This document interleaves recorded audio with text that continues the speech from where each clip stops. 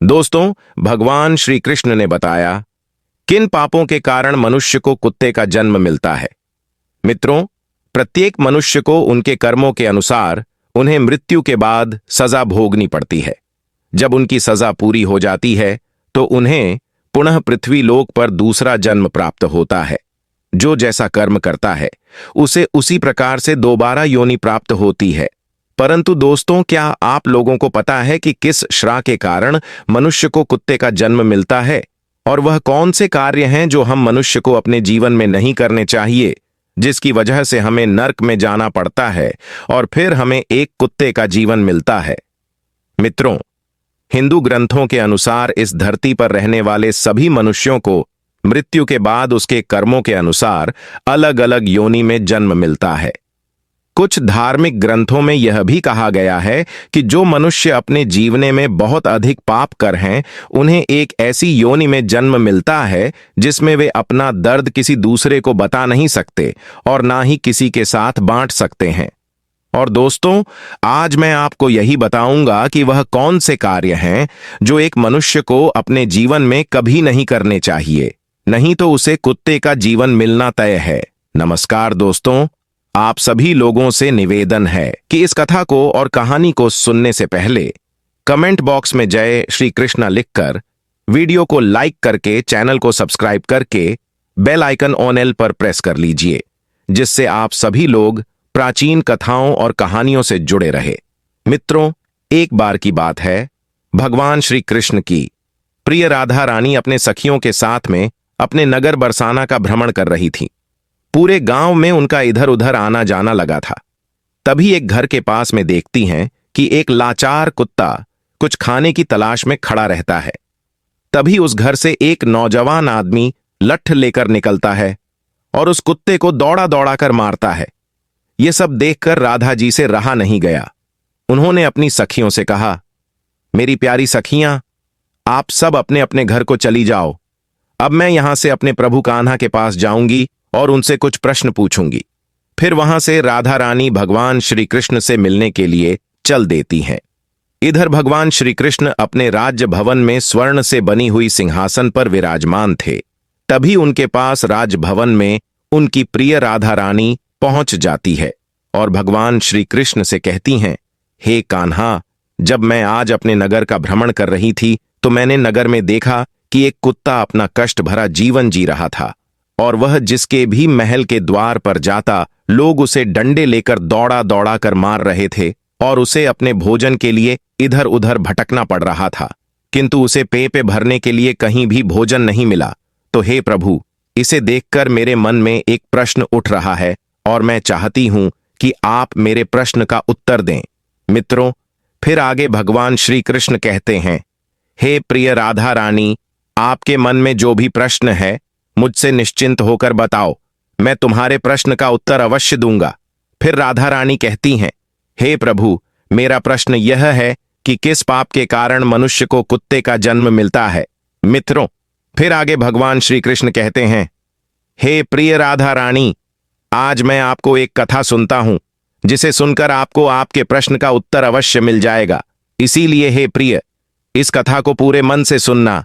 फिर आगे राधा रानी कहती हैं, हे प्रभु, आप कथा सुनाइए, मैं पूरे मन से इस कथा को सुनूंगी। मित्रों, तो कथा को सुनाते हुए आगे भगवान श्री कृष्ण कहते हैं, हे प्रिय राधा रानी, एक समय की बात है, जब भगवान श्री राम अपनी सभा में बैठे हुए थे, तभी उन्हें एक कुत्ते की रोने की आवाज सुनाई दी। तभी सभा में मौजूद द्वारपाल ने कुत्ते को वहां से भगा दिया और अगले दिन फिर से वही कुत्ता उसी स्थान पर आकर रोने लगा और द्वारपाल ने इस बार भी उस कुत्ते को वहां से मारकर भगा दिया और सभा के तीसरे दिन भी वही कुत्ता उसी स्थान पर आकर फिर से रोने लगा। तो भगवान राम के मन में एक प्रश्न उठने लगा कि आखिर यह कुत्ता रोज रोज मेरे दरबार के बाहर ही क्यों रोता है। और फिर भगवान राम ने उस कुत्ते के रोने का कारण जानना चाहा और द्वारपाल से कहा कि उस कुत्ते को यहां बुलाकर लाओ। तो उस कुत्ते को बुलाने के लिए द्वारपाल उसके पास गए और बोले, प्रभु श्री राम ने आपको अपने दरबार में बुलाया है। तो कुत्ता बोला, हे मुनिवर, मुझे एक ऐसी योनि में जन्म मिला है जिसका मंदिर, राजभवन, रसोई घर और गौशाला जैसे पवित्र स्थानों पर जाना आना है, तुम जाकर प्रभु श्री राम से कह दो कि वे स्वयं मुझसे मिलने के लिए यहां पर आ जाएं। और फिर द्वारपाल ने कुत्ते की सारी बातें भगवान श्री राम से जाकर बताया, और ऐसा सुनकर भगवान श्री राम स्वयं उस कुत्ते के पास गए और उससे कहा कि तुम रोज मेरे दरबार के बाहर आकर क्यों रोते हो? तो कुत्ते ने भगवान श्री राम से कहा, हे प्रभु, मैंने कोई अपराध नहीं किया है, फिर भी एक सन्यासी ने मुझे पत्थर से मारा है, जिसके कारण मेरा पैर टूट गया है और अब मुझे बहुत पीड़ा हो रही है, और इसी कारण मैं रोज आपके दरबार में आकर रोता हूं मित्रों। फिर आगे भगवान श्री कृष्ण कहते हैं, हे प्रिय राधा रानी, उस कुत्ते की पीड़ा को देखकर प्रभु श्री राम को बहुत दुख हुआ। फिर भगवान श्री राम ने अपने दरबारी को अपने दरबार में बुलाया और कहा, हे दरबारी, जाओ जाकर वह सन्यासी जहां भी हो उसे ढूंढ करके हमारे दरबार में अतिशीघ्र लेकर आओ। भगवान श्री राम की आज्ञा पाते ही उनके 2 सैनिक वहां से सीधा सन्यासी के घर पहुंच गए और उस सन्यासी को पकड़कर अपने साथ में लेकर के भगवान श्री राम के दरबार में आ गए। फिर उस सन्यासी कहा, क्या यह सत्य है कि तुमने इस कुत्ते को पत्थर मारा है, जिससे इसका पैर टूट गया है और यह अब ठीक से चल भी नहीं पा रहा है? तो इसने क्या अपराध किया था जिसके कारण तुमने इस बेजुबान कुत्ते का पैर तोड़ दिया? तब वह सन्यासी कहता है, हे प्रभु, मैं भिक्षा के लिए रास्ते से जा रहा था, तभी इस कुत्ते ने मेरी भिक्षा का अन्न छू लिया था और इसी वजह से मुझे क्रोध आ गया और मैंने पत्थर उठाकर इसको जोर से मार दिया, जिसके कारण इसका पैर टूट गया। सन्यासी की यह बात सुनकर श्री राम ने कहा, क्या आपको पता है कि यह एक ज्ञान विभिन्न पशु है? यह अपना पेट भरने के लिए ऐसा करते हैं और इनको इतनी अक्ल नहीं है कि ऐसा नहीं करना चाहिए। और यदि इस कुत्ते ने आपके अन्न को छू लिया था तो इसमें इसका कोई अपराध नहीं है और ऐसा करना तो इसकी स्वाभाविक प्रवृत्ति है, और इतनी सी बात के लिए आप इस कुत्ते को इतनी बड़ी सजा नहीं दे सकते हैं। और अपराध इसने नहीं, अपराध तो आपने किया है जो एक सन्यासी होकर इस कुत्ते का पैर तोड़ दिया है, इसलिए आप ही इसके अपराधी हैं मित्रों। फिर आगे भगवान श्री कृष्ण कहते हैं, हे प्रिय राधा रानी, भगवान श्री राम उस कुत्ते से कहते हैं कि यह सन्यासी तुम्हारा अपराधी है और तुम जो चाहे वह सजा इसको दे सकते हो। फिर भगवान श्री राम की यह बात सुनकर उस कुत्ते ने कहा, हे भगवन, इस सन्यासी को किसी महल का राजा बना दिया जाए। तो श्री राम ने उस कुत्ते की बात को स्वीकार कर लिया और उस सन्यासी को सुंदर वस्त्र पहनाकर एक घोड़े पर बिठा दिया और उस सन्यासी को एक महल में ले गए और वहां का राजा बना दिया। जब वह सन्यासी राजा बनकर एक स्वर्ण से बनी हुई सिंहासन पर बैठ गए, उसे वस्त्र भी राजा महाराजा जैसे मिल गया। इतनी सारी सन्नो सख्त को पाकर वह सन्यासी अति प्रसन्न हुआ। फिर सोच रहा था कि मैं अपने जीवन में कभी सपना भी नहीं देखा था कि मैं एक राजा बनूंगा, और एक कुत्ते ने मुझे राजा भी बना दिया। सच में इस कुत्ते में अक्ल नहीं है, क्योंकि मैंने उसकी टांग तोड़ दी, पर उसने मुझे सजा देने के बजाय महल का राजा बना दिया। और यह सब कुछ देखकर लोग बहुत आश्चर्यचकित थे, और लोगों ने प्रभु श्री राम से पूछा कि हे प्रभु, इस कुत्ते ने इस सन्यासी को सजा देने के बजाय महल का राजा क्यों बना दिया, जबकि उस सन्यासी ने तो कुत्ते का पैर तोड़ दिया था। और गांव के लोगों की इस बात को सुनकर प्रभु श्री राम ने कहा, इस सवाल का जवाब आप लोगों को वह कुत्ता ही दे सकता है। तब सभी लोग उस कुत्ते के पास गए और उस कुत्ते से पूछा कि आपने उस सन्यासी के साथ ऐसा क्यों किया है? उसे दंड देने के बजाय उसे तुमने एक राज्य का राजा बना दिया है। तो कुत्ता मुस्कुराते हुए बोला, तुम जानना चाहते हो कि मैंने उस सन्यासी को सजा देने के बजाय उसे महल का राजा क्यों बना दिया है?